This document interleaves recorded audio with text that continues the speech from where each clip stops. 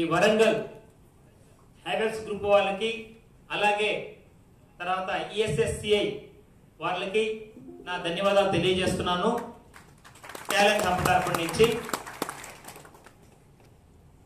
యాక్చువల్గా ఈ certification programme అనేది ఈ మహారథ్ స్కిల్ టు సక్సెస్, అక్కడ చూడండి మహారథ్ అనేది ప్రోగ్రాము. స్కిల్ టు సక్సెస్ అంటే నైపుణ్యం నుండి విజయం దిశగా. ఎవరైతే నైపుణ్యం బాగా ఉంటుందో, స్కిల్ బాగా చేయగలరో వాళ్ళు సక్సెస్ అవుతారు. పని రాని వాళ్ళు సక్సెస్ అవుతారా చెప్పండి. పని దగ్గర ఎవరైతే చేయి దగ్గర పని బాగా చేయగలరో వాళ్ళు సక్సెస్ అవుతారు. సో అలాగే ఈ ప్రోగ్రామ్ యొక్క ముఖ్య ఉద్దేశం 3 factors. First one, advance technology ఏమేమి ఉన్నాయి కంపెనీస్లో, కొత్త కొత్త యాక్సెసరీస్, అలాగే న్యూ ఇన్నోవెన్షన్స్ వాటి గురించి తెలుసుకోవడం. రెండోది వచ్చి సేఫ్టీ మెజర్స్ పాటించడం. మనం పని చేస్తున్నాం కానీ ఏదో మొరటగా వర్క్ చేస్తున్నారు, ఎవరు కూడా సేఫ్టీ నామ్స్ ప్రకారం పనిచేయడం లేదు. అలాగే ఈ సర్టిఫికేషన్, ఇది మీకు సెంట్రల్ వైడ్ ఉన్నటువంటి సర్టిఫికేషన్. దీనివల్ల మీకు చాలా బెనిఫిట్స్ ఉంటాయి. ఇది ఒక RPL ప్రోగ్రామ్ లాంటిది. RPL అంటే recognition of prior learning. Recognition of prior learning అంటే irrespective of your job qualifications, మీకు ఎటువంటి చదువు లేకపోయినా కూడా మీ దగ్గర స్కిల్ అనేది ఉందంటే గవర్నమెంట్ వాళ్ళు దాన్ని గుర్తించి మీకు ఒక సర్టిఫికేషన్ ని ఇస్తారు. ఇదే RPL ప్రోగ్రామ్ యొక్క ఉద్దేశం. మీరు చేయవలసింది మీ యొక్క స్కిల్ యొక్క నైపుణ్యాన్ని అభివృద్ధి చేసుకోవడమే. ఇలాంటి ప్రోగ్రామ్స్, ఓరియంటేషన్ ప్రోగ్రామ్స్ కి మీరు అటెండ్ కావడం, కొత్త కొత్త టెక్నాలజీస్, కొత్త కొత్త మెథడ్స్, డిఫరెంట్ నిమిషానికి మనకు మార్పులు వస్తూ ఉంటాయి మార్కెట్ లో కానీ, కొత్త కొత్త కంపెనీస్ కానీ, కొత్త కొత్త ప్రొడక్ట్స్ కానీ. ఇవన్నీ కూడా ముందు మనం తెలుసుకొని తర్వాత మనం కన్జ్యూమర్స్ కి తెలియజేసి మీ బిజినెస్ ని, మీ యొక్క వ్యాపారాన్ని వృద్ధి చేసుకునే దానికోసం కానీ ఈ యొక్క ప్రోగ్రామ్ అనేది మనకు ఉపయోగపడుతుంది. మొట్టమొదటి నేను ఏ సెషన్ స్టార్ట్ చేసినా కూడా ముందు మనం ఎలక్ట్రీషియన్ అన్న వాళ్ళు చాలా గర్వించదగ్గ కూడా కమ్యూనికేషన్ ని, ఫర్ ఎగ్జాంపుల్ ఒక ప్రోడక్ట్ వచ్చింది, ఆ ప్రోడక్ట్ గురించి ఇప్పుడు సపోజ్ ఇందాక సార్లు అడిగారు RCCB అని. మీరు ఆ యొక్క ప్రోడక్ట్ గురించి చెప్పగలగాలి. సార్ ఇది రెసిడ్యువల్ కరెంట్ సర్క్యూట్ బ్రేకర్. మనం మామూలుగా MCBs అనేది ఏం చేస్తుందంటే ఓన్లీ ఓవర్లోడ్ షార్ట్ సర్క్యూట్ నే ప్రొటెక్ట్ చేస్తుంది. అది ఓన్లీ ఆ యొక్క వస్తువులకి సేఫ్ కానీ మనిషికి సేఫ్ కాదు. మన ప్రాణం ముఖ్యమా, వస్తువులు ముఖ్యమా? ప్రాణం ముఖ్యము అని వాళ్ళు తెలియజేస్తూ, అలాంటి లీకేజ్ సర్క్యూట్స్ ఏమన్నా ప్రాబ్లమ్స్ వస్తే సర్క్యూట్ లో ఈ RCCB అనేది మనకు ఉపయోగపడుతుంది. దీనివల్ల మనకి ఎటువంటి ప్రమాదాలు అనేవి రాకుండా ఉంటాయి. మనకు సేఫ్టీగా మనం అనేది చక్కగా పని చేసుకోవచ్చు ఇంటి దగ్గర కానీ, ఎటువంటి ప్రమాదాలు రాకుండా ఎలక్ట్రిక్ షాక్ నుంచి మనం గురి కాకుండా ఉంటామనేది ఉద్దేశించి చిన్నగా వాళ్ళకి చెప్పగలిగితే, కౌన్సిలింగ్ చేయగలిగితే ఆ న్యూ ప్రొడక్ట్స్ మనం ఈజీగా వాళ్ళకి ఏం చేయొచ్చు, వాళ్ళు వినియోగం చేసేటట్టు చేయవచ్చు. ముందు మనం ఆ ప్రోడక్ట్ గురించి మనకు అవగాహన ఫస్ట్ మనం తెలుసుకోవాలి. ఇలాంటి ప్రోగ్రామ్స్కి వచ్చినప్పుడు న్యూ ప్రొడక్ట్స్ ని మీరు తెలుసుకొని వాటి యొక్క స్పెసిఫికేషన్స్ ఉంటాయి, ప్రతి ఒక్క దానికి ఒక స్పెసిఫికేషన్స్ ఉంటాయి. అవన్నీ ముందు మీరు అలవాటు తెలుసుకున్న తర్వాత కన్జ్యూమర్స్ కి వాటి యొక్క డీటెయిల్స్ చెప్తే చక్కగా ఉంటుంది. ఈజీగా మన బిజినెస్ కూడా పెరుగుతూ ఉంటుంది. Next one, positive language, empathy and understanding. Positive ఎప్పుడైనా పాజిటివ్ గానే ఉండాలి. వాళ్ళు ఏదైనా ప్రాబ్లంతో వచ్చినా కూడా అదేం పర్లేదు సార్ నేను చేస్తాను, అది ఏం ఇబ్బంది లేదు, ఈజీ చేయవచ్చు సార్ అనే భాష మాట్లాడాలి. కానీ ఏమో నాకు తెలియదు సార్, డౌట్ అది అన్నారంటే నీకు ఆ బిజినెస్ అనేది రాంగ్ అయిపోతుంది. కరెక్టే కదా? అంటే నీకే సందేహంగా ఉంటే కన్జ్యూమర్స్ కి 100 రకాల సందేహాలతో వస్తారు. వాళ్ళు చాలా మేధావులు. 10 మంది దగ్గర నుంచి చూసుకొని 10 షాపుల దగ్గర తిరుక్కొని నీ దగ్గరకు వస్తారు. ఆల్రెడీ వాళ్ళ ఇన్ఫర్మేషన్ మాక్సిమం వాళ్ళ దగ్గర ఉంటుంది. ఒక చిన్న సామెత ఉంది, కొత్త డాక్టర్ కన్నా పాత రోగి నయమని. ఆయన అన్ని డక్కా ముక్కలు తిని ఎక్కడెక్కడ షాపుల్లో తిప్పుకొని ఏ వస్తువులు ఉన్నాయి మొత్తం చెత్త అంతా తీసుకొని వస్తారు. కాబట్టి వాళ్ళని బ్లేమ్ చేయకండి, మీరు వాళ్ళంతా నాలెడ్జబుల్ పర్సన్సే. కాబట్టి మీరు ఉన్నదేది కూడా ఓపెన్ గా మాట్లాడటం, మంచితనంగా వాళ్ళతో రిసీవ్ చేసుకోవడం, ప్రాయంగా వాళ్ళతో విషయాలు చెప్పుకున్నట్టయితే మన బిజినెస్ అనేది యూజ్ అవుతుంది. Product knowledge and presentation, just ఇప్పుడే మనం మాట్లాడుకున్నాం. ఏదైనా కంపెనీ కావచ్చు, మార్కెట్లోకి కొత్త ప్రోడక్ట్ అనేది ఏదైనా వచ్చినప్పుడు first you should aware about that. మొట్టమొదట ముందు దాని గురించి మనము తెలుసుకోవాలి. ఏ కంపెనీ వాళ్ళ దీపావళి ఎందుకు వెలిగిస్తున్నాము, మన యొక్క బిల్డింగుల్లో దీపావళి కారణం ఎవరు, అన్ని కూడా మనం డిస్కస్ చేసుకున్నాం. Honesty is the best policy. నిజాయితీ అనేది ఎప్పుడు కూడా మనకు కడ వరకు వచ్చాయి. సింపుల్ గా మన తెలుగులో చెప్పుకుంటే, ఒక్కసారి వాల్యూస్ మనం తగ్గిపోయి పలానా వాళ్ళు సరిగా లేరు అంటే, నువ్వు కొన్ని లక్షలు ఇచ్చి నేను రారా, నువ్వు నా దగ్గరికి రా, నేను పని నేర్చుకుని పని ఇస్తాను, లేదా నా వస్తువులు కొన్నట్టు ఎప్పుడు కూడా కొనరు. అది ఎప్పుడు కూడా మీరు దయచేసి మీ యొక్క హానెస్టీని మిస్ చేసుకోబాకండి. బిజినెస్ లో కూడా మీరు హానెస్టీని మెయింటైన్ చేయగలగాలి. వ్యాపారం అన్నప్పుడు 100% హానెస్టీతో చేయరు, కానీ అది కొంతవరకు ఆ బిజినెస్ అనేది, వ్యాపార దృక్పథం అనేది కొంతవరకే ఉండాలి. కానీ సార్ రండి, ఈయన C class MCB sir, difference చూడాలా. ఈయన డి క్లాస్ ఎంసీబీ, బిసిడి, రండి రండి రండి, ఇంకా ఉన్నాయి. ఆయన కే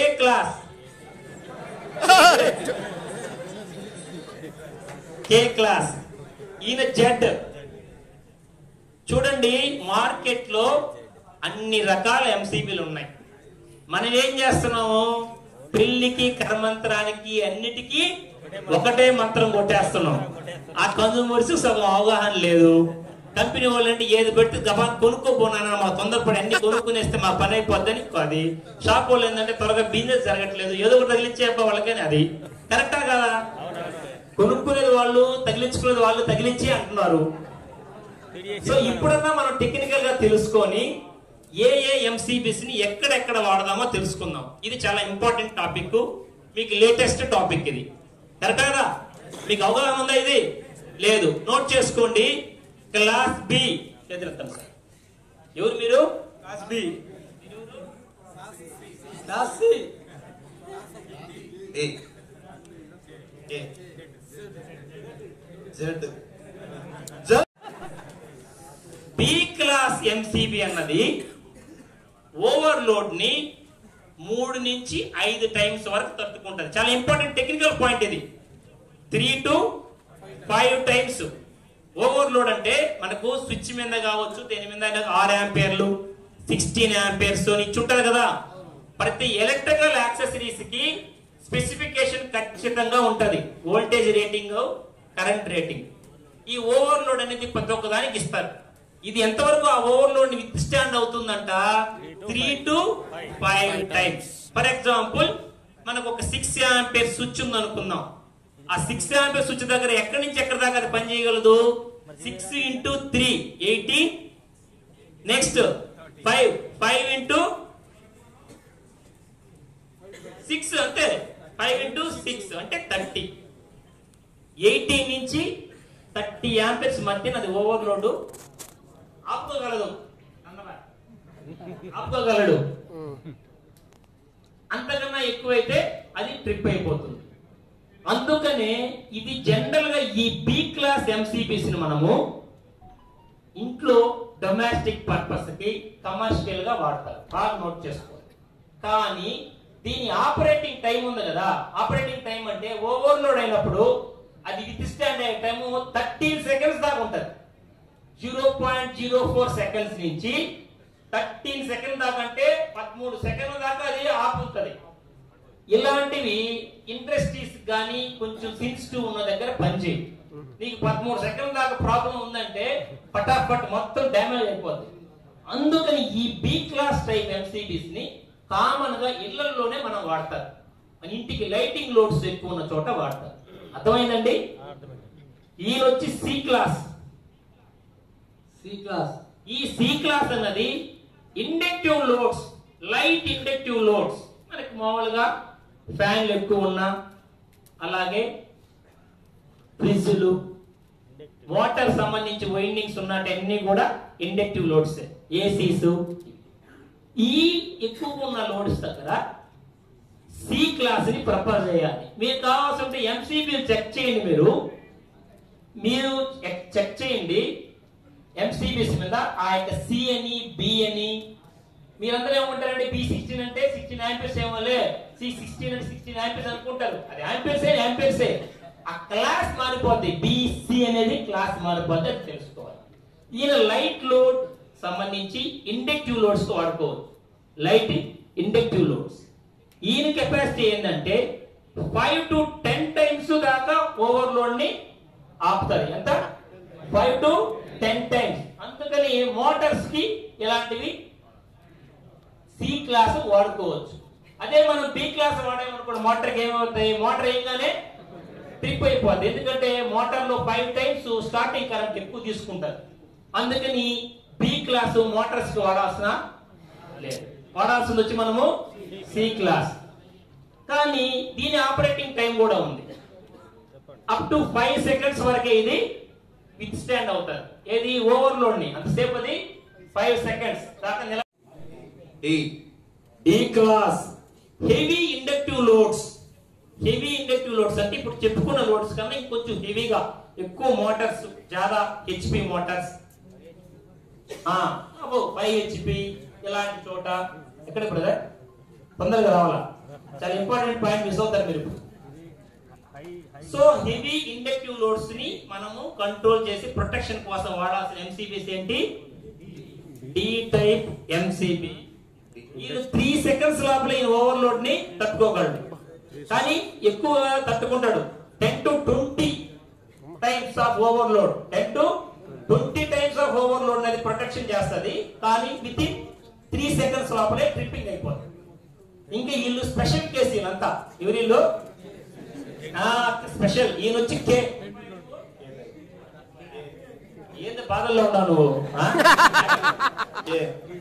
K అనేది ఇంట్రెస్ట్ కరెంట్ ఎక్కువ ఉన్న చోట, వెల్డింగ్ ట్రాన్స్ఫార్మర్స్ దగ్గర కావచ్చు, ఎక్స్రేస్, జెరాక్సెస్, కంప్రెషర్స్ ఎక్కువ ఉన్న చోట K టైప్ MCBs ని మీరు ప్రిఫర్ చేయాలి. నెక్స్ట్ Z అనేది చెప్తారు, కూడా చెప్తారు. ఈ K అనేది 8 to 12 టైమ్స్. ఎంత? 8 to 12 టైమ్స్. నోట్ చేసుకో, మైండ్ లో నోట్ చేసుకున్నావా? Very good. 8 to 12 times. కానీ within fraction of seconds, 0.1 second లోపల అది ట్రిప్పింగ్ అయిపోతుంది. నెక్స్ట్ Z అనేది చాలా సెన్సిటివ్.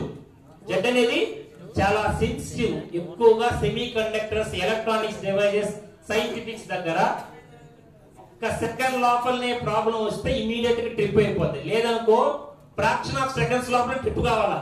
ఈ B క్లాస్ లాగా 13 ఆంపియర్స్ దాకా ఆగి 13 టైమ్స్ దాకా ఆగిందంటే టోటల్ సిస్టమ్ అంతా కూడా ఏమైపోద్ది?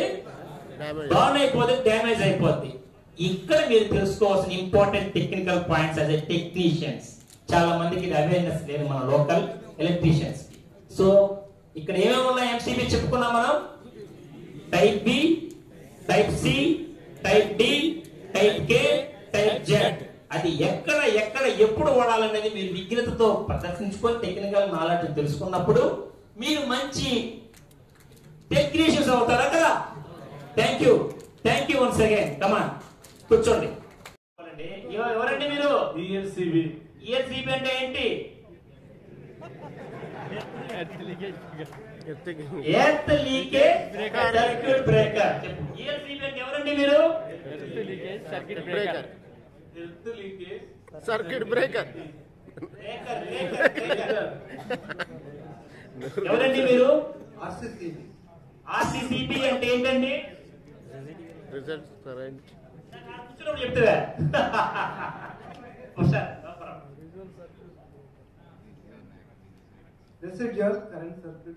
Residual current circuit breaker. ఇక్కడ డిఫరెన్స్ చాలా ఉంది. అందరూ రెండు సమానం అనుకుంటారు. ELCB, RCCB రెండు సమానం అనుకుంటారు. ELCB వేరు, RCCB వేరు. అంటే earth leakage circuit breaker. RCCB అంటే residual current circuit breaker. First ELCB అనేది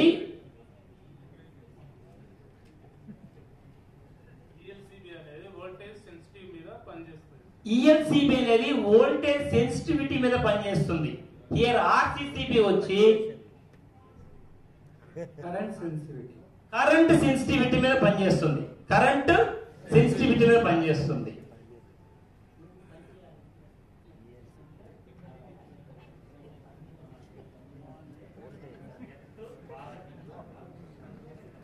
పని చేయాలంటే ఎర్స్ బాగా బిగించి వెరీ గుడ్. ఈఎస్సిబి వర్క్ చేయాలంటే ఖచ్చితంగా ఎత్తు బాగా చేస్తుండాలా, ఎత్తు వేరు బాగా లాగి ఉండాలా. కరెక్ట్ గా ఎత్తు బాగుంటేనే ఈఎస్సిబి పనిచేస్తుంది, లేదంటే ట్రిప్ అయిపోతుంది. నువ్వేమో ఎత్తు ఇచ్చుండవు, నువ్వు ఈఎస్సిబి కంపెనీ వాళ్ళు సార్ చెప్పారని ఈఎస్సిబి ఒకటి తగిలిస్తావు, అది ఇంకా ఎత్తు ఏమి ఉండదు, ట్రిప్ అవుతుంది, మళ్ళీ తలగిక్కుంటావు.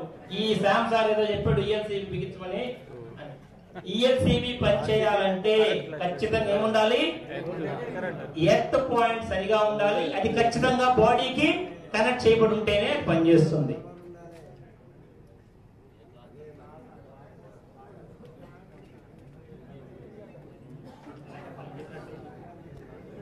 నాకు వచ్చేసి నేను ఎక్కడైనా ఎప్పుడైనా నేను ఆర్సిసిబిని నేను ఎక్కడైనా ఎప్పుడైనా ఎలాగైనా పనిచేస్తానని చెప్పబ్బా. నేను ఆర్సిసిబిని నేను ఎప్పుడైనా ఎక్కడైనా పనిచేస్తాను. నాకు ఎటువంటి ఎర్త్ కనెక్షన్ అవసరం లేకపోయినా నేను బాగా పనిచేస్తాను. ఎర్త్ కనెక్షన్ లేకపోయినా కూడా నేను బాగా పనిచేస్తాను. కాస్ట్ ఎక్కువ, ఈయన కాస్ట్ ఎక్కువ. సరే కూర్చోండి, థ్యాంక్ యూ. ఆయన చెప్పినట్టు 4 అడుగులు తవ్వడం, కొంత జిఐ పైపు గుద్దడం సుత్తుతో, ఆ నట్టు బొల్టు పై నుంచి వేసి బిగించడం. ఇదే కాదు జరిగేది, ఇదే జరిగేది. కానీ అది ప్రొసీజర్ రాంగ్. మినిమం ఒక పైపు ఎత్తింగ్ చేయాలంటే 8 ఫీట్ నుంచి 10 ఫీట్ లోతు గొంతు తీసుకోవాలి మినిమం. కాకుంటే వినండి వినండి వినండి చెప్తాను. అది కూడా సాయిల్ కండిషన్ బట్టి. సాయిల్ అనేది మెత్తగా బాగా ఉండి కొన్ని దగ్గరలా తడి ఎక్కువ ఉంటది, 4-5 అడుగులైనా కూడా సరిపోతుంది. కానీ రాకీగా ఉండి ఉన్న చోట ఖచ్చితంగా మీరు 6 నుంచి 7 అడుగులు 8 అడుగులు కూడా మీరు గుంత తీయాల్సి వస్తుంది. ఒకటి గుడ్. రెండో పాయింట్, అందరు చేసే తప్పు ఏంటంటే కాపర్ పైప్ ని దించుతారు, పైన వచ్చి నట్టు బోల్ట్ పెట్టేసి, నట్టు బోల్ట్ ఏంది ఐరన్, బ్రాస్, మీ ఇష్టం, బ్రాస్ ఐరన్ ఓకే.